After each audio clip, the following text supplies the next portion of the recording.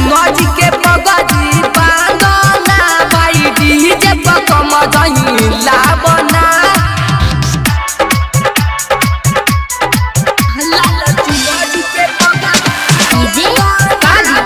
DJ पकम दही लाबना जाता देखा से देखो जलयता जाहो थोड़ा ही तो दूध बाटे गंगा जी के यता जाहो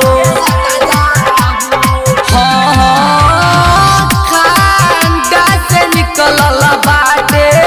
देखो जलयता जाहो थोड़ा ही तो दूध बाटे गंगा जी के यता जाहो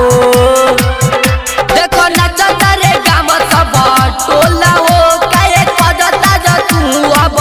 खेला हो दुनु हाथा बा उठा के जय मां बोलो ना भाई डीजे पकम जाई लाबना दुनु हाथा बा उठा के जय मां बोलो ना भाई डीजे पकम जाई लाबना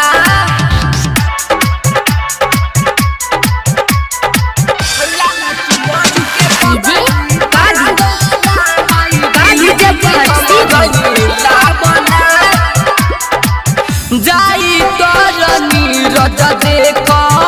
निकलल जुलूस हो लाला सात भौजी के लागल बातियास हो